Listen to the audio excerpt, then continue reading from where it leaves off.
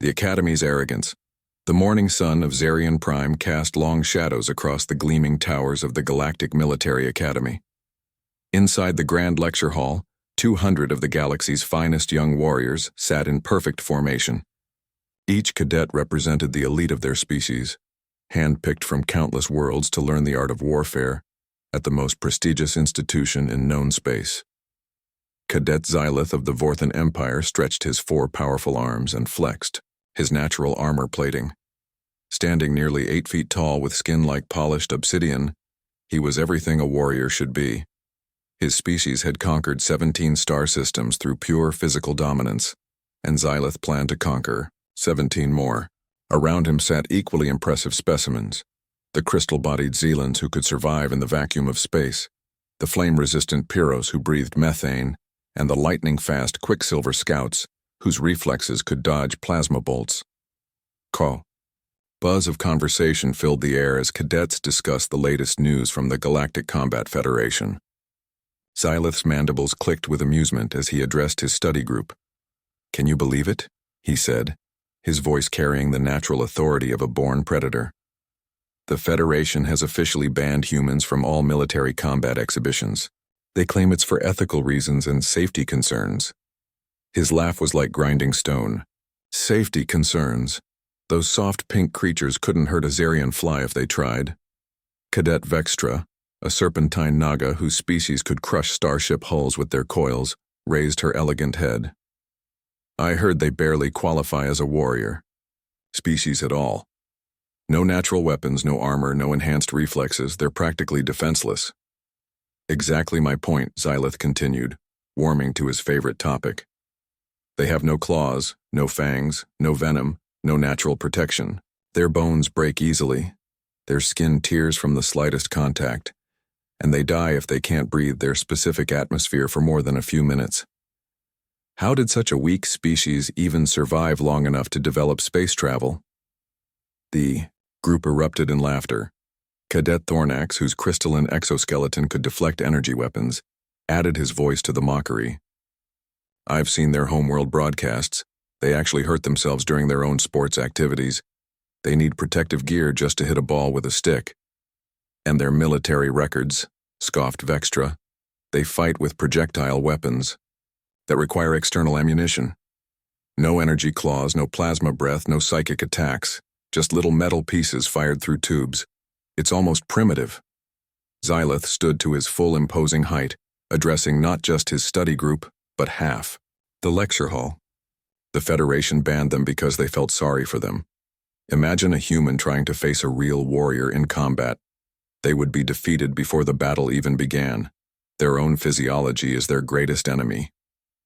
The laughter spread through the hall like wildfire. Even cadets from traditionally peaceful species found themselves chuckling at the absurdity of humans attempting warfare against true galactic powers. The very idea seemed ridiculous. The conversation was interrupted by the sharp sound of the instructor's staff striking the podium.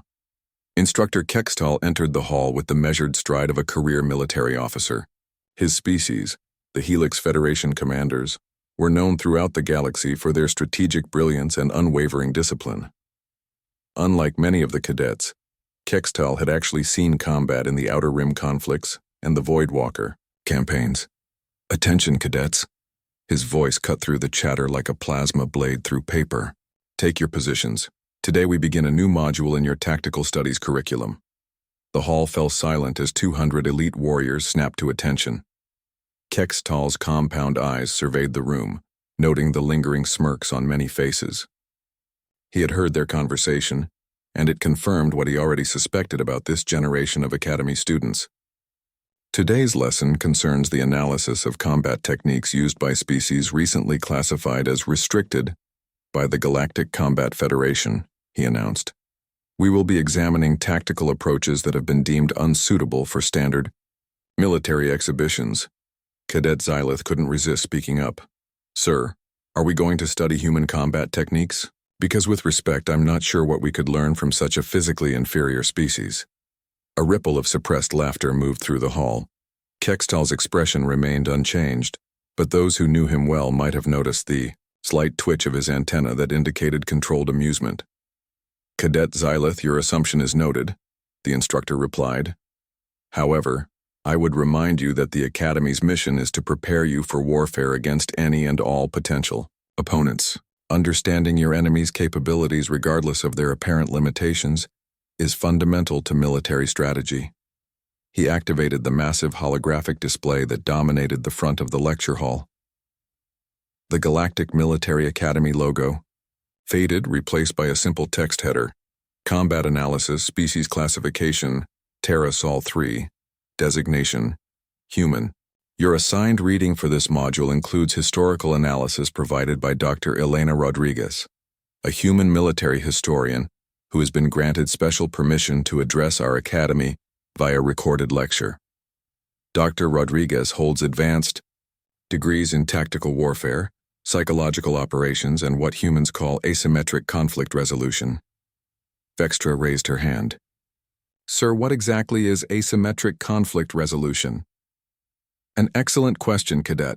Dr. Rodriguez will explain this concept herself. I will warn you, however, that some of the material we will be covering may challenge your preconceptions about what constitutes effective warfare. The holographic display shifted, showing the image of a human female in what appeared to be a military uniform. Dr. Elena Rodriguez looked exactly as the cadets expected, small, fragile, with soft features, and no visible natural weapons.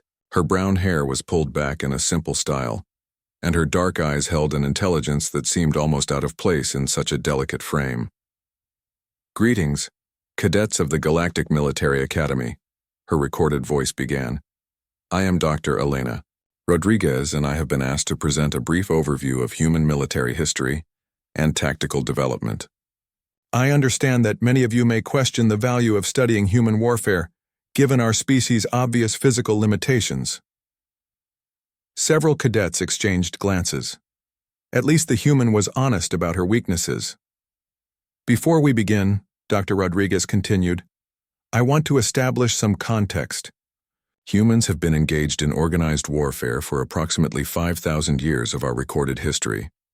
During this time, we have developed what we call total war concepts that may differ significantly from the honor-based combat traditions of many galactic species. The display behind her showed a map of Earth, with various regions highlighted in different colors. Human warfare has been shaped by our unique evolutionary environment. Unlike many species that evolved with natural weapons or armor, humans developed as persistence hunters. We learned to outlast our prey rather than overpower it directly. Cadet Thornax whispered to his neighbor, Persistence hunting? Is that supposed to be intimidating? Dr. Rodriguez's image seemed to look directly at him as she continued. This evolutionary background created certain characteristics that define human military thinking. First, we tend to view warfare as a problem to be solved rather than a test of individual strength. Second, we have developed an unusual tolerance for extended conflict periods. Third, we have learned to use our environment and available resources as weapons when our natural abilities prove insufficient. The holographic display shifted to show what appeared to be an ancient battlefield. Human figures, barely visible in the image, were engaged in combat with various creatures that dwarfed them in size and apparent power. Let us begin with a simple example from our early history, Dr. Rodriguez said. This depicts the Battle of Thermopylae, where 300 Spartan warriors held off an army of approximately 100,000 Persian soldiers for 3 days. Xylith scoffed loudly. 300 against 100,000? That's not warfare, that's suicide. Instructor Kextal made a note in his personal records but said nothing. The Spartans knew they would die, Dr. Rodriguez continued, as if she had heard Xylith's comment. Their goal was not victory in the traditional sense, but to delay the enemy advance and inspire their allies. They chose their battlefield carefully, using a narrow pass where superior numbers became a disadvantage. This is an early example of what we call tactical disadvantage conversion.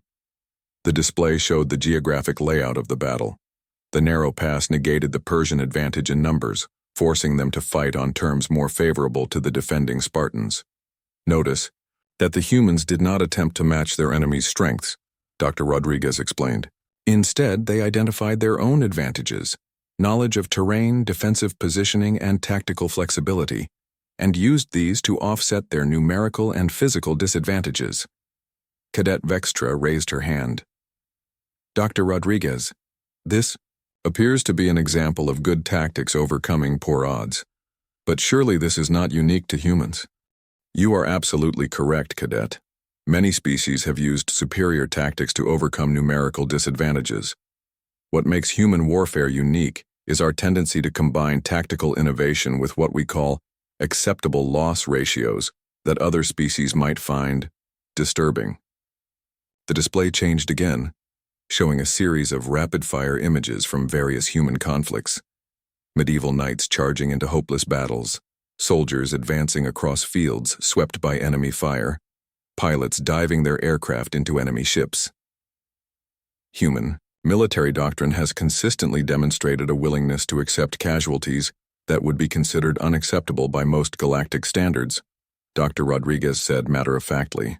This is not due to a lack of value for life, but rather a calculation that some objectives justify extreme sacrifice. The lecture hall had grown quiet. The casual atmosphere of mockery was fading as the cadets began to process what they were seeing. For example, Dr. Rodriguez continued, during what we call World War II, human armies regularly accepted casualty rates of 20–30% in individual battles. Entire units would be ordered to advance knowing that most would not survive if the tactical situation required it. Instructor Kextal observed his students carefully. He could see the confusion beginning to show on their faces. Most galactic species engaged in warfare with the expectation that superior individuals would prevail with minimal losses. The concept of deliberately accepting massive casualties to achieve objectives was alien to their thinking. This brings us to our first major tactical concept, Dr. Rodriguez said. Humans call it expendable assets doctrine.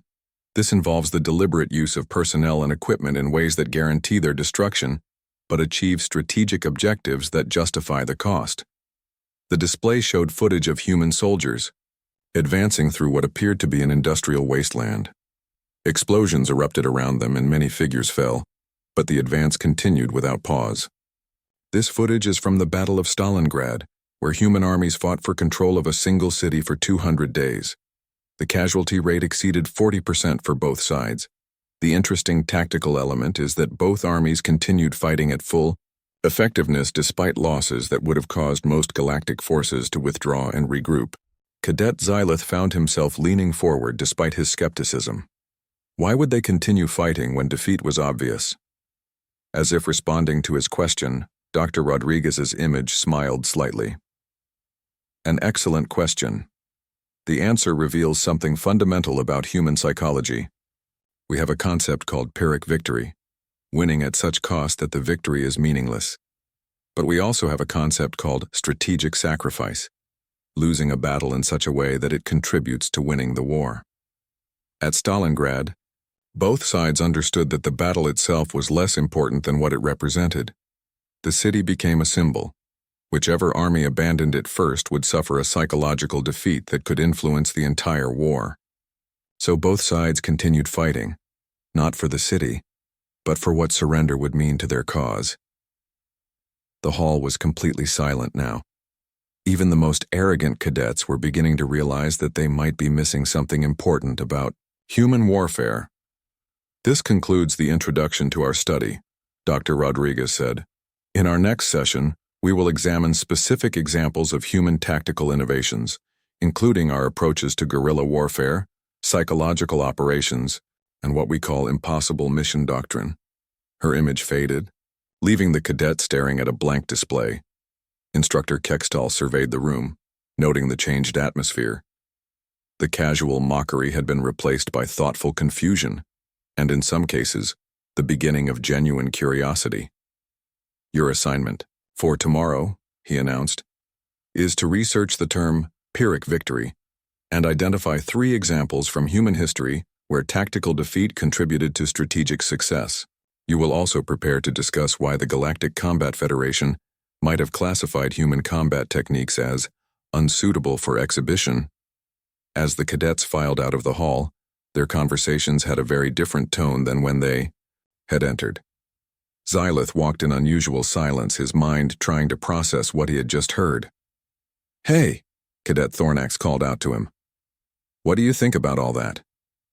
Xylith's mandibles clicked thoughtfully.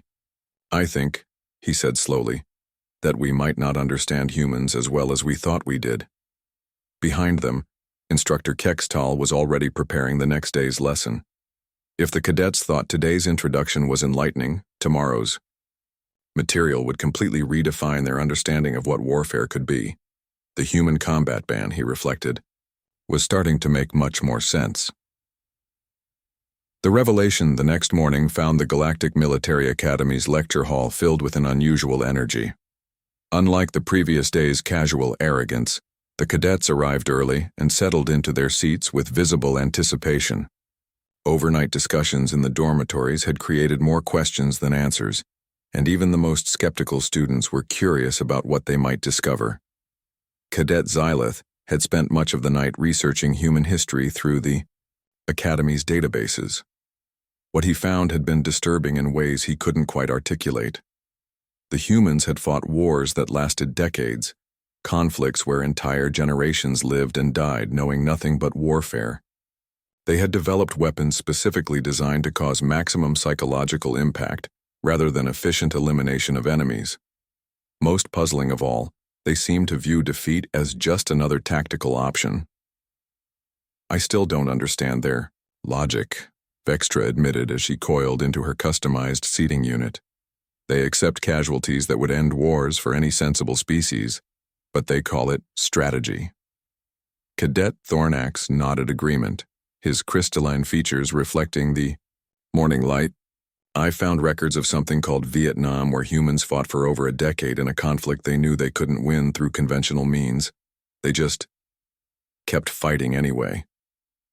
"That's what bothers me," Xylith said quietly. "We've been assuming they're weak because they're not physically powerful. But what if we're measuring them wrong?" The conversation ended as Instructor Kextal entered the hall. Today, his usual military bearing carried an additional edge of anticipation. He had taught this module only twice before, and both times it had fundamentally changed how his students approached warfare. "Attention, cadets. Yesterday you were introduced to basic concepts of human military thinking. Today we will examine practical applications of these concepts." He activated the holographic display, which immediately showed Dr. Elena Rodriguez's image. Today's lesson will focus on 3 specific areas of human tactical innovation. Her recorded voice began. First, what we call asymmetric warfare or guerrilla tactics. Second, our approaches to psychological operations and morale warfare. Third, our doctrine of impossible missions and why humans attempt operations that other species would consider suicide. The display shifted to show a dense jungle environment. Human figures barely visible in camouflage moved through terrain that looked hostile to any form of military operation. Asymmetric warfare develops when a physically weaker force faces a conventionally superior enemy, Dr. Rodriguez explained. Rather than attempting to match the enemy's strengths, the weaker force identifies advantages that the stronger force cannot counter effectively.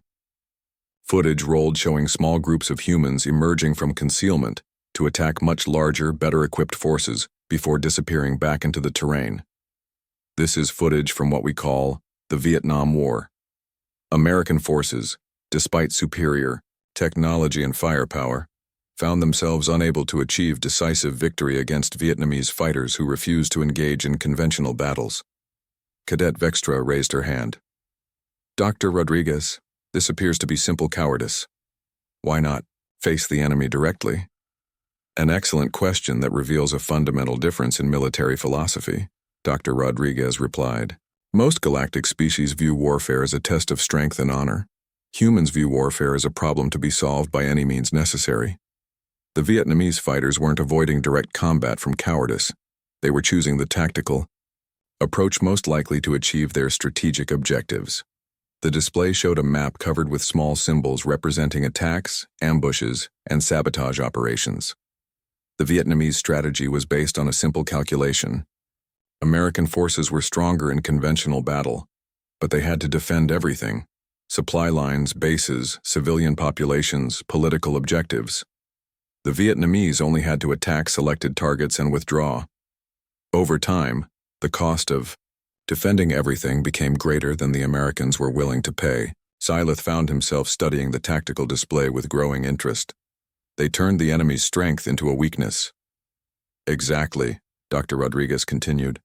This is what we call jujitsu strategy, using the opponent's force against them. The stronger the enemy becomes conventionally, the more targets they present for asymmetric attack. The scene shifted to show urban environments where humans moved through damaged buildings and rubble-filled streets. Urban guerrilla warfare represents the ultimate expression of this tactical approach. In cities, conventional advantages like heavy weapons and vehicles become liabilities. Superior numbers become problems when they have to move through spaces controlled by defenders who know every building and alley. Footage showed human fighters emerging from sewers, basements, and rooftops to attack before disappearing back into the urban maze. During the Battle of Stalingrad, which we discussed yesterday, Soviet defenders turned an entire city into a weapon. Every building became a fortress, every street a killing ground. German forces found that their tactical superiority meant nothing when every room might contain an enemy and every advance could be a trap. The cadets watched in fascination as the footage showed the systematic destruction of a city being used as a tactical advantage by its defenders. This brings us to our second major concept, psychological warfare, Dr. Rodriguez said. Humans have learned that an enemy's mind is often more vulnerable than their body. Destroying morale can be more effective than destroying personnel. The display showed propaganda posters, loudspeaker systems, and what appeared to be staged photographs. Psychological operations target the enemy's will to fight rather than their ability to fight. For example, during World War II, human forces would sometimes leave single enemy survivors from attacks specifically so they could report what they had witnessed to their comrades. Cadet Thornax looked confused. Why not eliminate all enemies? For tactical security. Because fear is contagious, Dr. Rodriguez explained. One terrified survivor reporting an attack can demoralize an entire unit. The tactical value of the psychological impact often exceeds the security risk of letting one enemy escape. The footage shifted to show human soldiers in extremely hazardous environments, climbing vertical cliffs under enemy fire, swimming through flooded tunnels, advancing across open ground toward heavily fortified positions. This brings us to our final concept. Impossible mission doctrine. Humans regularly attempt operations that other species would reject as suicide missions. The display showed a nighttime scene where small groups of humans were infiltrating what appeared to be an impregnable fortress. This is footage from D-Day, the Allied invasion of Nazi-occupied Europe. Human forces attempted to simultaneously assault heavily fortified beaches defended by enemies who had months to prepare their positions. The battle footage was staggering. Humans emerged from landing craft directly into enemy fire, with casualties mounting immediately. Yet the advance continued. Casualty rates in the first hour exceeded 50% at some landing sites, Dr. Rodriguez noted matter-of-factly. Command structure anticipated these losses and planned accordingly. The operation succeeded not despite the casualties, but because the tactical plan incorporated acceptable loss ratios into its success criteria. The lecture hall was completely silent. The cadets were watching humans die in massive numbers, yet somehow the attack was succeeding. The key to understanding impossible mission doctrine is recognizing that humans calculate success differently than most species. We don't ask, can we complete this mission without casualties? We ask, are we willing to pay the cost this mission requires? Instructor Kexatal noted the expressions on his students' faces. The casual mockery of yesterday had been replaced by something approaching awe and, in some cases, horror. For our final example, Dr. Rodriguez continued, I want to show you something that explains why the Galactic Combat Federation banned human participation in military exhibitions. The display shifted to show what appeared to be a training exercise. Human soldiers were practicing combat techniques against simulated opponents, representing various galactic species. This is footage from a joint training exercise where human forces practiced engagement protocols against hypothetical alien adversaries. The cadets leaned forward, expecting to see humans struggling against simulated versions of their own species' combat advantages. Instead, they saw something that made their blood run cold. The human soldiers were not attempting to match their simulated opponents' strengths. Instead, they were systematically identifying and exploiting weaknesses that the cadets had never even considered vulnerabilities. Against simulated Vorten warriors like Xylith, the humans used sonic weapons tuned to frequencies that disrupted their natural armor resonance. Against crystal-bodied Zealans, they employed harmonic disruptors that could shatter crystalline structures. Against the flame-resistant Pyros, they used chemical agents that consumed oxygen faster than the aliens could process it. Human tactical doctrine assumes that every species has exploitable vulnerabilities, Dr. Rodriguez explained. Our approach to combat is to identify these vulnerabilities and develop weapons specifically designed to target them. Cadet Vextra watched in horror as human soldiers demonstrated techniques for fighting serpentine opponents that targeted specific nerve clusters she didn't even know were exposed. The Federation banned human participation, not because we were too weak, Dr. Rodriguez said, her voice carrying a note of grim satisfaction, but because our combat techniques were considered unethical by galactic standards. We don't fight to demonstrate superiority. We fight to win by any means necessary. The display showed human soldiers training with weapons that seemed designed specifically to cause psychological trauma, rather than clean elimination of enemies. Human military doctrine includes provisions for chemical weapons, biological agents, nuclear devastation, and what we call total war, the deliberate targeting of an enemy's entire civilization, rather than just their military forces. The footage shifted to show the aftermath of human conflicts. Entire cities reduced to rubble, landscapes rendered uninhabitable, populations displaced or eliminated. We have weapons that can destroy planets, Dr. Rodriguez said simply.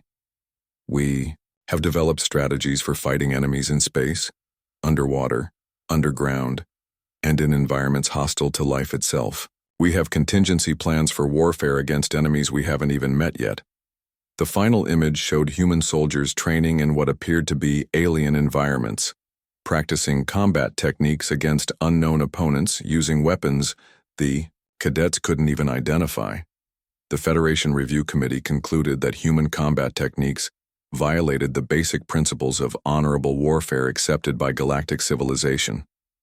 We were banned not for our weakness, but for our willingness to employ methods that other species consider beyond the boundaries of acceptable conflict. Dr. Rodriguez's image looked directly at the camera. I want you to understand something important. Humans don't enjoy warfare. We don't consider it glorious or honorable. We view it as a problem to be solved as quickly and efficiently as possible. This philosophical difference has led us to develop approaches that prioritize victory over honor, efficiency over glory, and results over ethics. Her image faded, leaving the cadets staring at a blank display. The silence in the lecture hall stretched for long minutes. Finally, Instructor Kextel stood to address his students. Questions? He asked simply. Cadet Xylith raised one of his forearms slowly. Sir, are humans actually dangerous to galactic civilization? Kextel considered the question carefully. Cadet Xylith, humans are currently a minor species with limited territorial holdings and no significant military presence outside their home system. They pose no immediate threat to galactic stability. He paused, studying the faces of his students. However, he continued, if humans ever decided to expand their territorial holdings through military force, they would represent a threat unlike anything galactic civilization has previously encountered. Their approach to warfare is so fundamentally different from our accepted norms that our standard defensive strategies might prove inadequate. Vexatra raised her head. Sir, why are we learning about them if they're restricted from military activities? Because, Cadet, knowledge of your potential enemies is never wasted, and because the Academy has recently received a proposal that you should be aware of. He activated a new display showing the official seal of the Galactic Combat Federation. 3. Days ago, Admiral Corex received a formal request from the Human Defense Corps. They have asked permission to send military instructors to this academy to teach courses in what they call unconventional warfare tactics. The cadets stirred uneasily.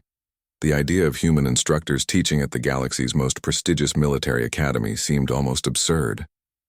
The Academy Board will vote on this proposal next week, Kextal continued. Your input as students who will be affected by this decision has been requested. He looked around the room, noting the changed expressions on faces that yesterday had shown nothing but contempt for human capabilities.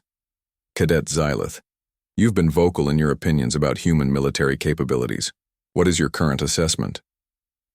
Xylith was quiet for a long moment, his forearms shifting as he organized his thoughts. Sir, he said finally, I believe I may have misunderstood what makes a species dangerous in warfare. Physical strength and natural weapons are advantages, but they're not the only advantages.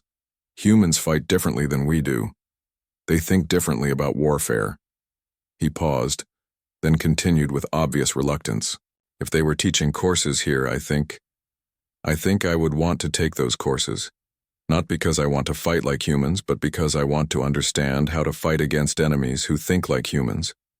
Nods of agreement came from around the hall.